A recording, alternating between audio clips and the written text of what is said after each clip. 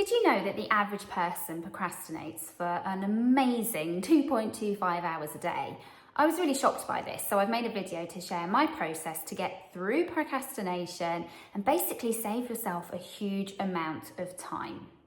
Even if you are quite possibly the biggest faffer in the entire world. You see, procrastination isn't laziness, and it took me a long time to realise this. It's actually your brain's way of protecting itself. It's not trying to sabotage your brain, but in a world that demands constant progress, it wants to keep you safe, and that safety can feel like stagnation. So the process I'm going to share with you is rooted in neuroscience, mindset, and basically it just works. So bear with me. So part one is actually understanding the root of procrastination. So the real reason that you're actually stuck.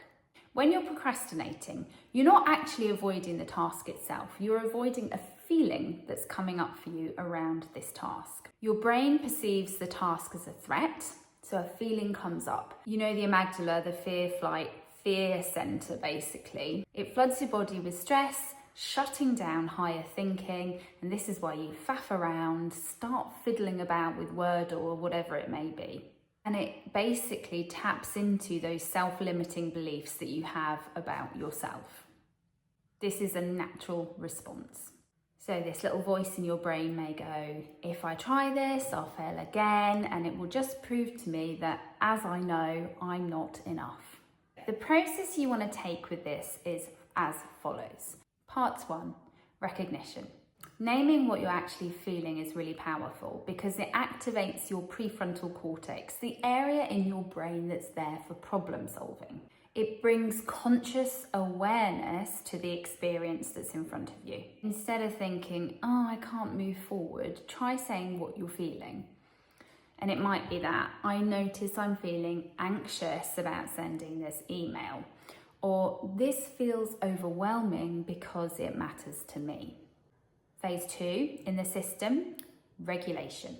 So you need to pause yourself and ground yourself, again to get yourself out of that fear center area of your brain. And a great way to do this is, once you've labeled the feeling, is to do some deep breathing or ground yourself by, say, going for a very short walk outside. You might want to try something like box breathing, where you breathe in for 4, hold for 4, breathe out for 4, and hold for 4. And do this for a couple of minutes. Phase 3 is about reflection. So ask yourself empowering questions. Curiosity reopens your actual thinking mind. So the questions that you may ask yourself could be, what is one small step that I could take right now? Or what would I do if I trusted myself? Then reframe the story. Remember that self-limiting belief that you have, that you're going to send the email and somebody will respond negatively and that means you're not enough. Reframe what you're telling yourself. So it may be, this task is just data. It's no reflection upon me. Just do this one thing, and from previous experience, I know the outcome. Or the message you may say would be, done is better than perfect. Momentum matters. And phase 5 is reinforcement. You need to build yourself new patterns to help with those self-limiting beliefs in order to change how you view things. So by repeating and reinforcing more positive things, you'll naturally do this the next time you come and face procrastination. That's the theory anyway. So there are a few parts to this. 1, action before motivation, always. Neuroscience suggests that dopamine increases after that first step is taken. So small wins activate reward circuits in your brain. So you have to take the first step in order to motivate yourself. And using that sort of reflection question, what's one small step that I could take, will help you do this. Another thing that you could do for reinforcement is to change your environment. So it's as simple as picking your laptop up, moving elsewhere within your house if you're working from home, or if you're at work, just moving to a different hot desk if that's possible. And the third thing in reinforcement is to celebrate small wins.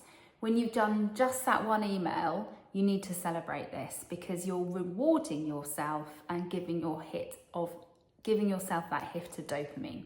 So the steps again were: 1, recognition. Label the emotion that you're feeling that's stopping you and making you procrastinate. 2, regulation. So ground yourself in the moment. Do some deep breathing, which controls the fear center in your brain and will help you get into your prefrontal cortex, enabling you to problem solve in a different way. 3, reflect and ask yourself empowering questions. What is that one small step that I could take? 4, reframe the situation. The task is just data. 5, reinforce. So reinforce the good stuff. Remember, action itself creates motivation. If you completely change how you see procrastination, it will really help you. So it's an invitation to change. It's noticing that you're feeling something and that you can control it. It's an invitation to meet yourself differently. It's an invitation to be more courageous. When you learn to do these 5 separate steps, you stop actually avoiding the thing you're procrastinating about and you start designing a different way forward. I'd love to know what you think. How do you avoid procrastination? How does it take over your life? Let me know in the comments below. And if you found this valuable, please share with other people and subscribe.